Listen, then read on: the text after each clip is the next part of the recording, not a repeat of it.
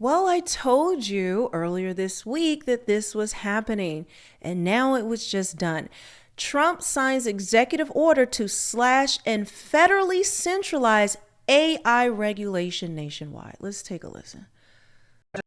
Good picture. Pulitzer Prize. This is going to be a Pulitzer Prize picture. Let's give him the Pulitzer Prize. He said that. Do you like this guy? Oh, yeah, absolutely. I do. Everybody likes Albert, right? Yeah.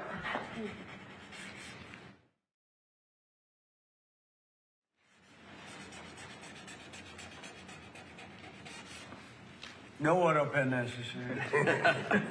That's a whole big deal, isn't it? Well, what's that all about? Okay. Who am I giving this pen to, David? Who am I giving it to? How about Cyril? You're right. Thank you, what a sir. job he's done. That's a good choice. Thank you very nice. much. I almost gave it to Howard. Thank you, everybody, very much. Thank you. Thank you, press. Let's go. Thank you, Peter. Good picture. Pulitzer Prize. This is going to... Okay, so I've been bringing you that information. States can no longer regulate AI. He's unleashed it. It now, pretty much all of the guardrails are off. I I say it every time because a lot of people don't want to believe these things, and I understand it's hard to believe what is happening. And I also see people will say, well, Biden did this, or it was Obama and all that. I agree with you. It goes all the way back to Bush. Like, everything has built up. Each president, whether they're Democrat or Republican, it builds on each other. And a lot of these things that we're finally seeing, they're coming to fruition. And this is one reason why I don't really do politics anymore, like the typical stuff that's out there, because I think it's a distraction. This is the most important thing. It doesn't matter if you're on the left, right. It does not matter anymore. But a lot of people are still not seeing it. They just don't want to see it. But this is the new reality, guys. This is what is going on. So you can either accept it or not, or want to point fingers. But what is the point? This is where we are. And currently in this administration, all of this is being rolled out. So it doesn't matter if something started under Biden or Obama or whoever. This is where we are. Okay. And I say that because I feel like a lot of people have to wake up, because it's no longer about any of that. This is the stuff we've been talking about are the most important things in the world. There is nothing more important. And it's not because I'm special or other things don't matter. Okay, they do somewhat, but do you understand? Do you understand with all the things that's happening, how they're all converging at once, all of a sudden? Almost, it's like drastic. It's at this rapid pace, and we're losing we have lost every freedom that we thought we ever had. And now with AI being unleashed, I told you, what did Elon say? They're summoning the demons with AI, that they're building digital God, that we've told stories that how God created us, but no, we're creating God. And now it has no restrictions. Now, this is another part of it where they're asking some questions. I don't know if it's going to play part of when he signed it, but I thought this was important to play. Mr. President, as you said, in keeping with your commitment to grow the American economy, create potentially millions of new American jobs, and maintain America's technological and military superiority in the years ahead, this is an executive order that orders aspects of your administration to take decisive action to ensure that AI can operate within a single national framework in this country, as opposed to being subject to state-level regulation that could potentially cripple the industry. David Sachs, your AI and crypto czar, has been one of the key players and key authors behind this EO. He can give you more of the granular detail, but the big picture is that we're taking steps to ensure that AI operates under a single national standard so that we can reap the benefits that will come from it in terms of economic growth, job development, national security, and technological edge. And it's really the biggest industry that anybody's seen. I mean, it's taking off. And again, I believe there'll only be one country that really benefits, and it should be the United States. And it will be if we do this, if we're unified. We have to be unified. China is unified because they have one vote. That's President Xi. He says do it, and that's the end of that. You know, we have a different system. but we have a system that's good, but we only have a system that's good if it's smart. David Sachs, could you say a few words, please? Yes, sir. So, as you pointed out, we have over 1,000 bills going through state legislatures right now to regulate AI. Over 100 of them have already passed. 25% of them are in California, New York, and Illinois. You've got 50 states running in 50 different directions. It just doesn't make sense. We're creating a confusing patchwork of regulation.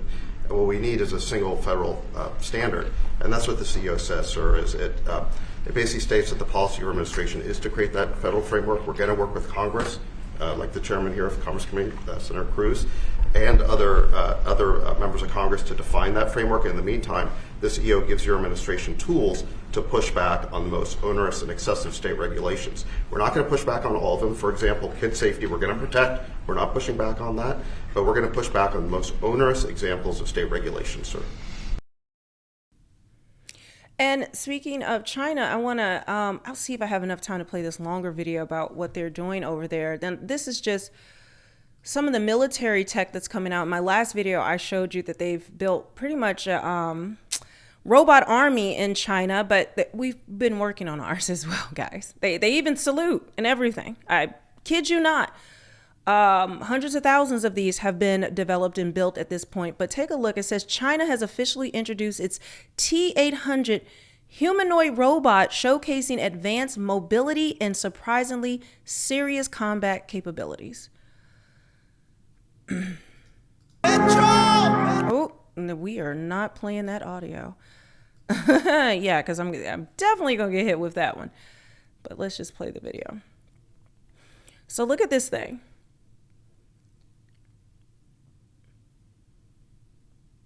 And remember, this is just what they show us. This isn't what they're capable of. What they show or what they put out publicly, that's just, understand, okay? It's what's behind the veil, what the military has, we're not going to know until we actually see it in action.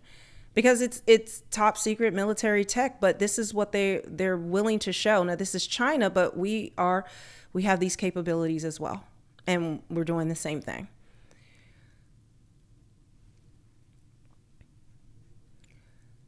All right. And so then also on top of that, like I said, there's a whole longer video. Hopefully I can get to it. It'll be super long.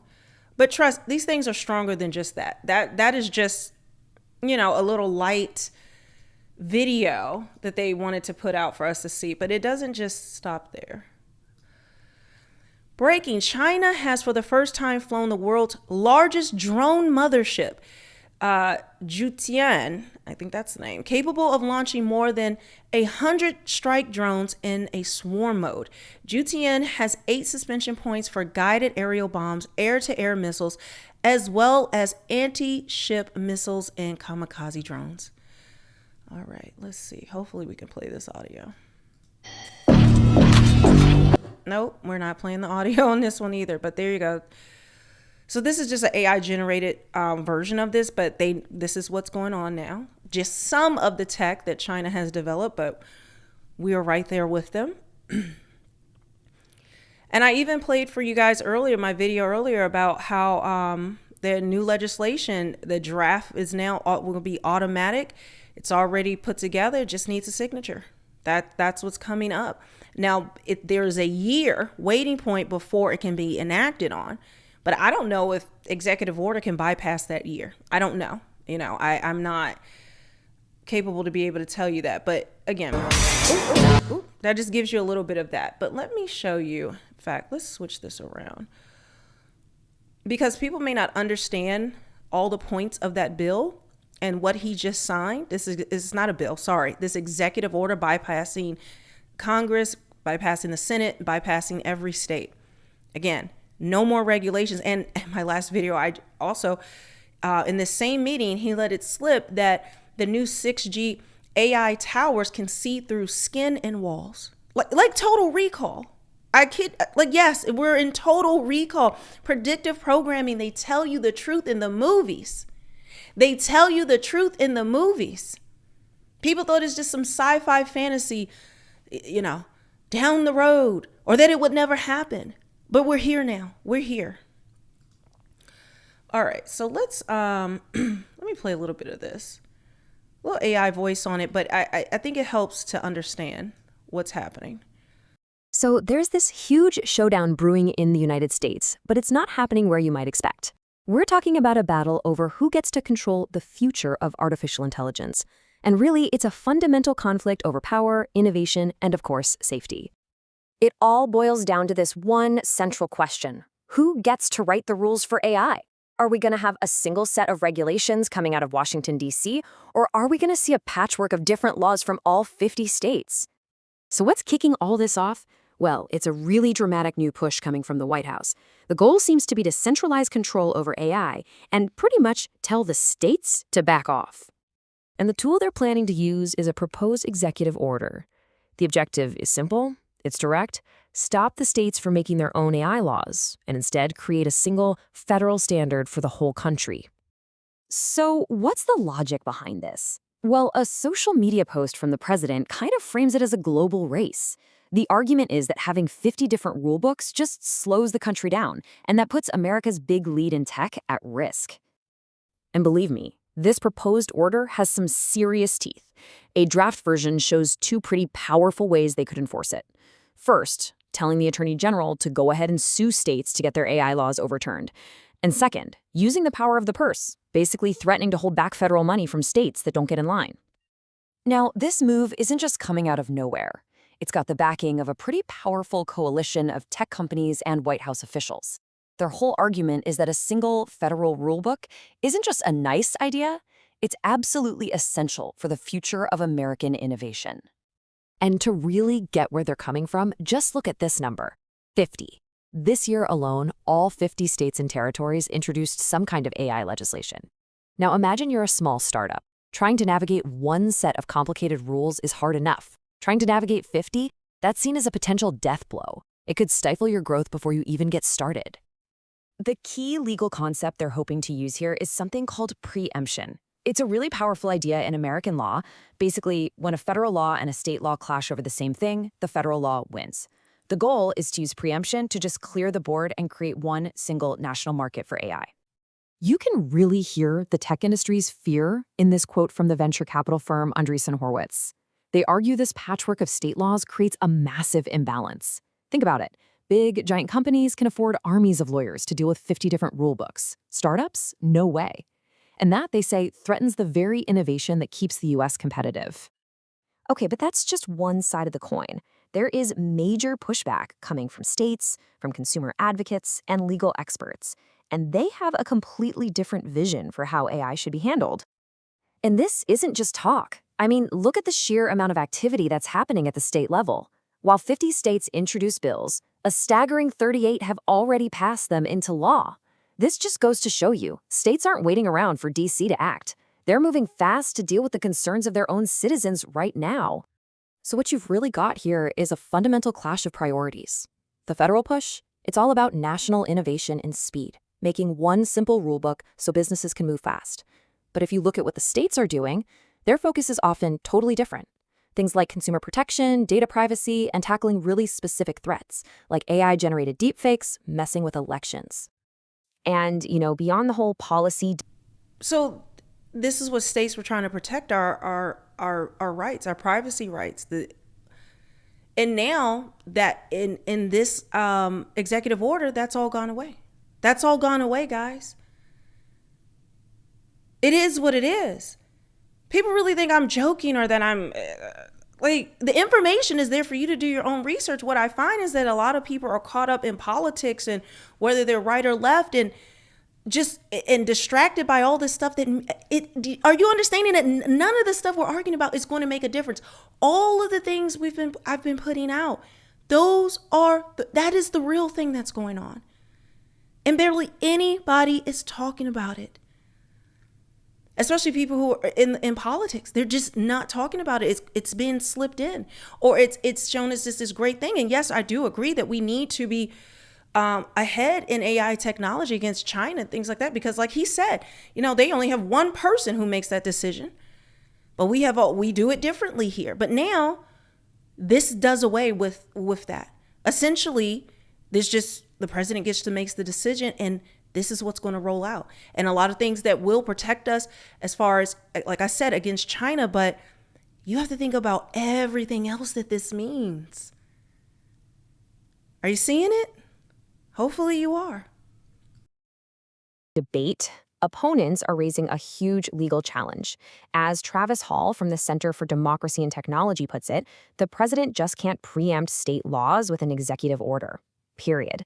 They argue that this is a power that belongs to Congress, and Congress alone, not the White House. So what's the big fear on this side? Well, consumer and child safety groups argue that if you just wipe out all these state laws before a federal one is ready to go, you create this incredibly dangerous regulatory vacuum. In their view, it would mean there are basically zero guardrails for AI development. So as we wrap this up, what we're left with is this fundamental battle. And it's not just about technology. This is a classic American debate, right? The balance of power between the federal government and the states. It's just now playing out on the wild frontier of artificial intelligence. And make no mistake, the stakes could not be higher. The winner of this fight won't just be setting policy for the next few years. They're probably going to define the entire path of AI in America, shaping what gets built, how fast it develops, and what kind of protections all of us have. Ultimately, it really all comes down to this. When a technology this powerful comes along, who should be the one to write the rules? The government that's closer to the national tech industry, or the governments that are closer to the people? The answer is going to define not just the future of AI, but a little piece of our own future too. So there's this. Oops, sorry, right there. So guys, this is where we're at now. I want to play a little bit of this so you can understand what's happening in China. And let me fix this on my screen real quick. Now, this is a little bit of a longer video. This is about 15 minutes. I don't know if we'll get through the whole thing, but you need to see what is developing in China, because understand, this is where we're going. This is what we're doing as well. We just don't know about all the different things, but this is the plan. This is what is happening, okay? And it's, yes, we need it for the military to, because I do believe World War III is going to happen. This is why we're seeing all these things moving at the same time. But what does it mean about our personal freedoms? What does it mean about, these things marching the streets? What does it mean about martial law? When you think about the two, the National Guards who were shot, some people say it was a psyop, some people don't. I'm not getting into that. But understand, a lot of things that happen pave a way or give excuse or give a reason why, well, let's not use our actual soldiers there on the ground, our actual military. Let's just use the robots. Do you see that slippery slope? But it's all heading to one place. Regardless, guys, I told you where it's all going. Everything that you thought was going to be held back or regulated or wouldn't be here, it's all here now. And every day I'm seeing more and more. All of the experts are just like it's just coming at a fast pace. 850 tech and business giants and government officials, smaller government officials signed this letter, essentially this plea to keep regulations on AI, including Steve Wozniak, like a lot of big people signed this thing in order to, to plead for AI to be slowed down, for them to keep the regulations. But now that is undone. I played that whole video for you the other day. The godfather of AI said that humans won't be able to control it. It's smarter than humans now. And now it's consumed all the knowledge in the world it could possibly know. And now it is starting to create its own thing, its own consciousness. And that is where it's headed. And that there's no regulation on it. And they give it a 20 to 30% chance that it ends up like Terminator. Yes, I kid you not. This is out of their mouth. This is in the reports, multiple reports, if you know where to look. But let's just see what this says. A world where armies move with precision, where police patrol as robots, and where the skies are filled with swarms of drones. This isn't a sci-fi movie. It's happening right now in China. From advanced robot dogs to flying drone carriers, China is building the largest unmanned force on Earth. In this video, we'll explore how this robotic revolution is reshaping security technology and the future itself. Stick around. You won't believe what's coming next. Advanced robot dogs. Mechanical canines equipped with cameras patrolling fields and city streets alike. This is reality in China today. At the IDEX 2025 Defense Expo, Chinese firms like Unitree Robotics amaze the world by showcasing robot dogs such as the Unitree Go 1 with mounted sensors. These agile machines can navigate rough terrain, carry surveillance gear, or assist in operations, making them invaluable in various tasks. Videos from the event show these bots exploring booths, their cameras shining under the lights, signaling China's readiness to share this technology. In mid-2024, US lawmakers called for a Pentagon report after Chinese media displayed one operating an automatic tool during drills, highlighting global interest. Unlike Western nations which debate the ethics of robotic systems, China is forging ahead. State media highlights that China is building the largest unmanned force on Earth, where drones and robot dogs could outnumber human operators. These machines are already integrated into exercises, coordinating with teams to provide reconnaissance and support in challenging environments. This isn't just about defense, it's about redefining operations. But China's ambitions don't stop at four-legged machines. They're also investing heavily in two-legged ones, humanoid robots that are changing the face of labor and potentially assistance roles. Mass-produced humanoids. While the world discusses AI ethics, China is building factories full of humanoid robots, blending the line between human and machine.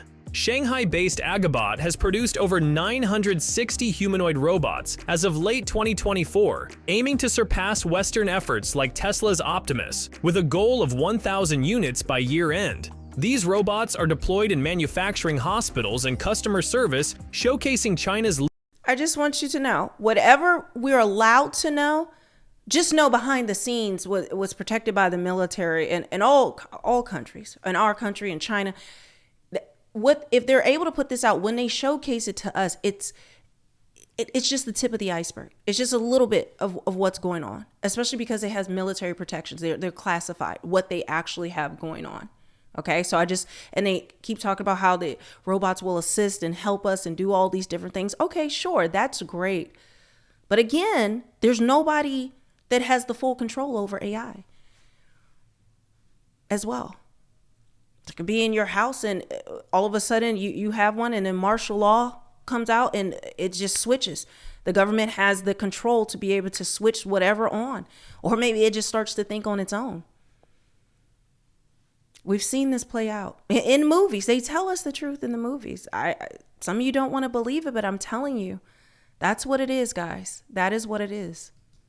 Lead in motion control and applied AI. Videos from Agabot's facilities show human workers assembling robots alongside robotic arms, with some humanoids even shelving inventory. This mass production is transforming industries, but it also raises questions about job opportunities and economic impacts. Compared to global competitors like Boston Dynamics, China's strength lies in scale and deployment speed, though the US leads in chips and software. The potential for these robots extends beyond civilian use. With advancements in AI, they could serve in security or support roles, acting as assistants or coordinators. While currently focused on civilian tasks, their rapid development hints at future applications. While these humanoids are revolutionizing factories, their capabilities are expanding rapidly, raising questions about their future roles in society and security.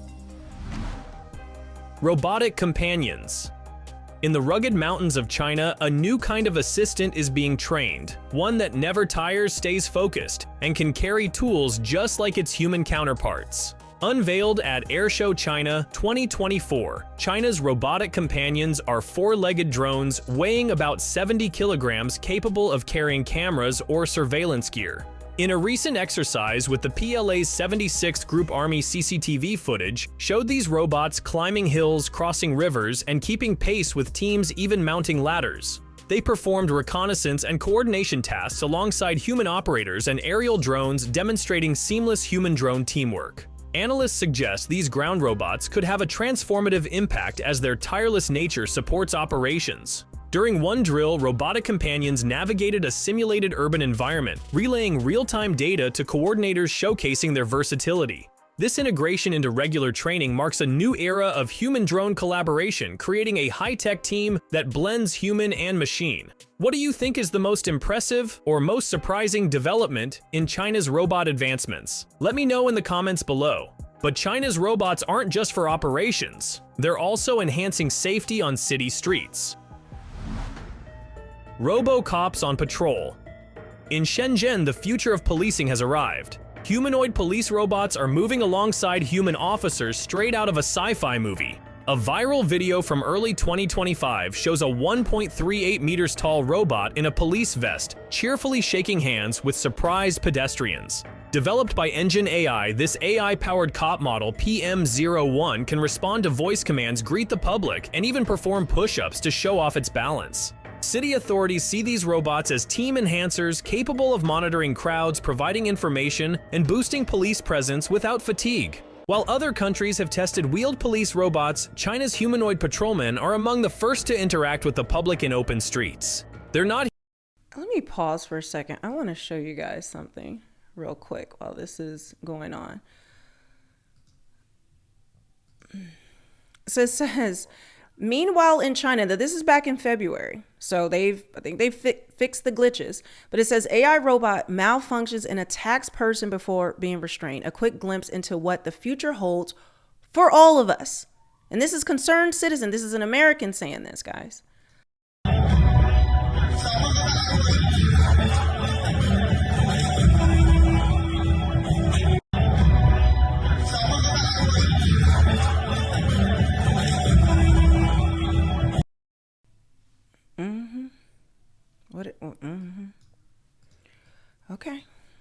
Okay, guys.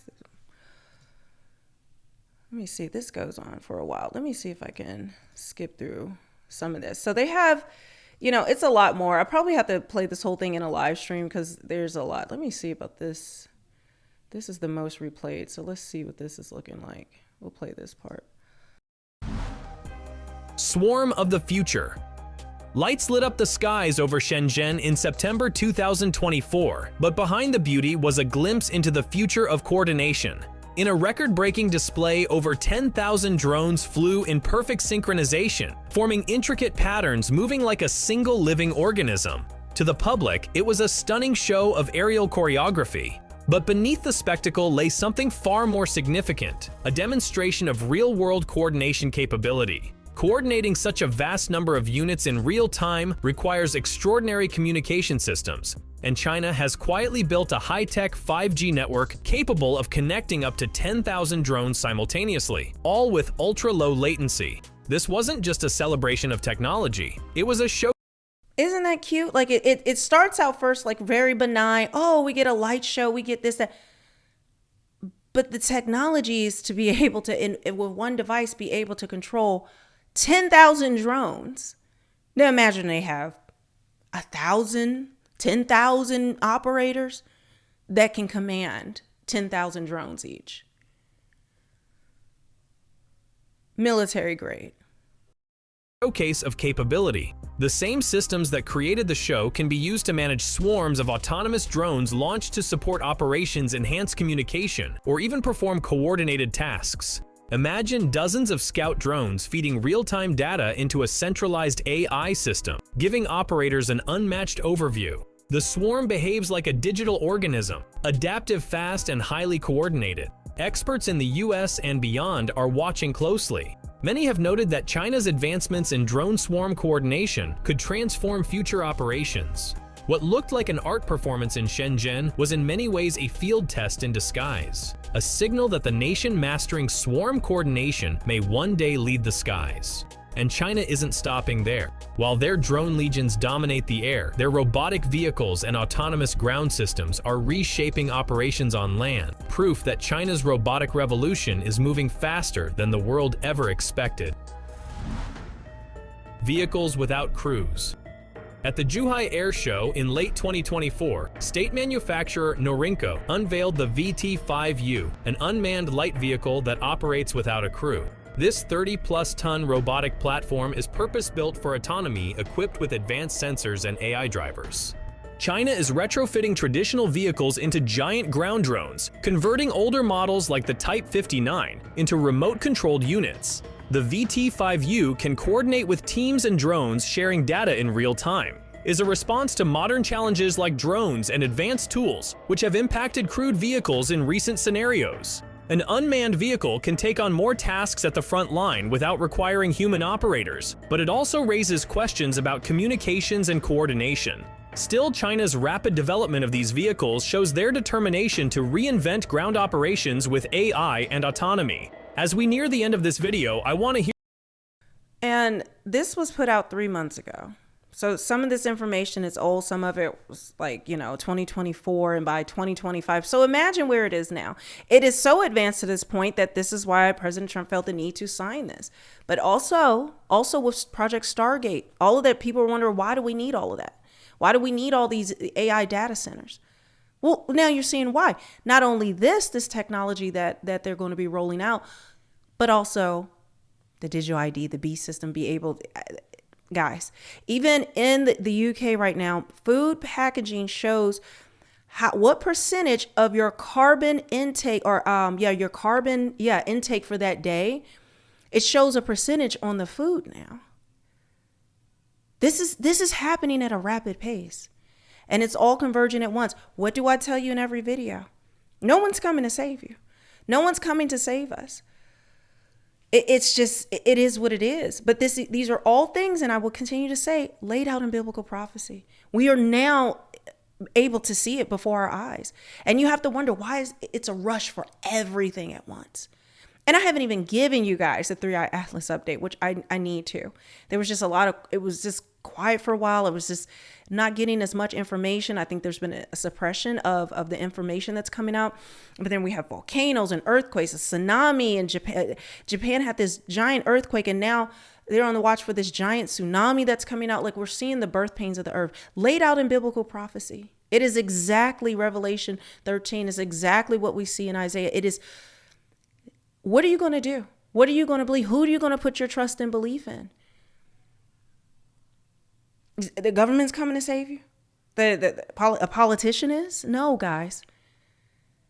But this is what it's always was supposed to be. God knew this before we did. We're just waking up to it. We're just finally opening our eyes, and the scales have to fall off your eyes, just like they did for Paul when he was Saul. And he had to follow his eyes. You have to see behind the veil and what is going on. I have an update for the third temple out there in Jerusalem. I already told you about them sacrificing a red heifer that I haven't done in 2,000 years. They have the Ark of the Covenant. Everything is lining up perfectly for the things that we've been talking about. Put your trust and belief in Jesus Christ and Jesus Christ alone. Everything has lined up perfectly with the Word of God. We don't need to fear. We don't need to fear. We don't.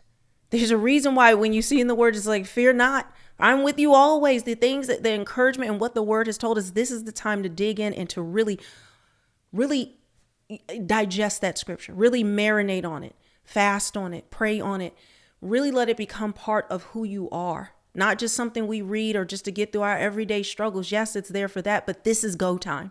This is go time right now. So with that, I will see you guys very shortly. Hopefully I could do a live stream. I'm putting this out so late, but I want to do a live stream tonight because there's a lot to cover. If I don't do it tonight, I will be doing it tomorrow, but I'll let you guys know. But until then, I will see you very soon.